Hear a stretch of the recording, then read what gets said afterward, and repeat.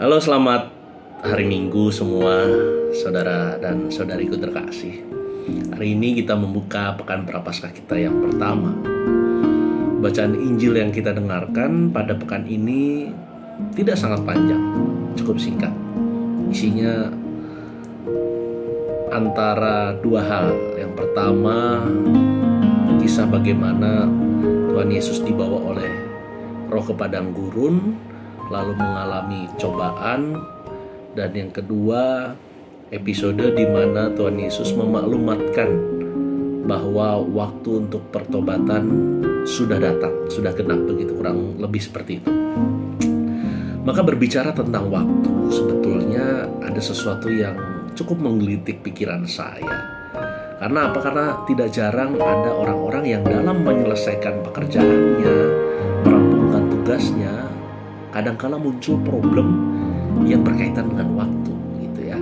Semisal ketika menyelesaikan suatu pekerjaan lantas tertunda karena entah kadang alasannya inspirasinya tidak datang, niatnya tidak muncul. Dan kadang kalau inspirasinya datang itu di saat-saat yang tidak terduga, mungkin saat di kamar kecil, mungkin saat berkendara, atau juga ketika malah mau beristirahat, di situ inspirasi muncul. Atau ketika inspirasi muncul, niat ada, suasana hati, suasana pikiran tidak pas, begitu. Jadi kadang suasana hati dan suasana pikiran penting juga untuk mendukung kelancaran pekerjaan itu, gitu ya. Karena saat yang tepat dan mendukung itu bisa sangat berguna serta selalu dinantikan demi kelancaran, demi keberhasilan sesuatu yang sedang dikerjakan, ya. Tetapi saya kira ilustrasi yang tadi saya gunakan atau yang saya ungkapkan pada Anda sekalian tidak cukup benar, begitu ya. Tidak sangat mutlak benar terjadi begitu, saya kira juga ya. Sebab apa? Kesiapan untuk lancarnya segala sesuatu tentu bisa dipersiapkan dengan baik, terutama jika seseorang sudah terbiasa menjadikannya sebagai suatu kebiasaan, sebagai suatu habit. Dan dalam proses itu artinya ada proses pengendapan, ada proses internalisasi yang terjadi di situ. Tapi sayangnya tidak semua orang mau, tidak semua orang mampu untuk melakukan demikian, gitu. Maka saya kira demikian pula untuk menyikapi bacaan Injil pada hari ini tentang kegenapan waktu datangnya kerajaan Allah.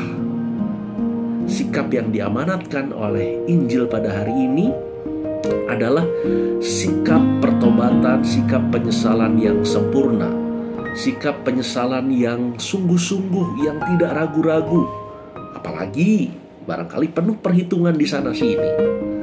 Maka untuk itu kita bisa menempatkan masa Prapaskah yang disediakan ini sebagai saat yang tepat, sebagai saat yang pas untuk rahmat yang begitu berlimpah bagi hidup kita. Dalam masa ini, penelitian batin serta ulah kesalehan hidup tentu sangat dianjurkan untuk menemukan apa artinya rahmat yang berlimpah itu. Rahmat penebusan Kristus yang akan diterima pada Paskah nanti harus dipersiapkan secara baik, secara sungguh-sungguh melalui puasa, pantang, doa, serta karya amal kasih. Saudara-saudariku terkasih, masa Prapaskah tentu adalah saat yang tepat bagi rahmat yang berlimpah. Maka jangan sia-siakan, jangan menundanya, apalagi mengacuhkannya. Dan tentu masa ini tidak pernah boleh menjadi sekadar ritual belaka, melainkan menjadi sebuah momen penuh rahmat untuk memperbarui diri menjadi lebih baik lagi bersama Allah dan di dalam Allah. Tidak boleh diabaikan bahwa pembaruan diri itu harus bersifat nyata, konkret, dan eksplisit. Sebab apa? Ungkapan memperbaiki diri kadang tidak lepas hanya berada dalam taraf ide, dalam taraf gagasan saja. Dan perwujudannya seringkali tidak sangat begitu kentara. Oleh karena itu, kita bisa memulainya dari apa yang paling mungkin bisa dilakukan, namun konsisten. Betul bahwa urusan rahmat, karunia, atau berkat adalah hak otoritas Allah. Tapi juga selalu terbuka kesempatan, selalu terbuka kemungkinan bagi kita untuk mengusahakannya, agar rahmat itu tercurah bagi kita dan mendorong kita mengalami keselamatan.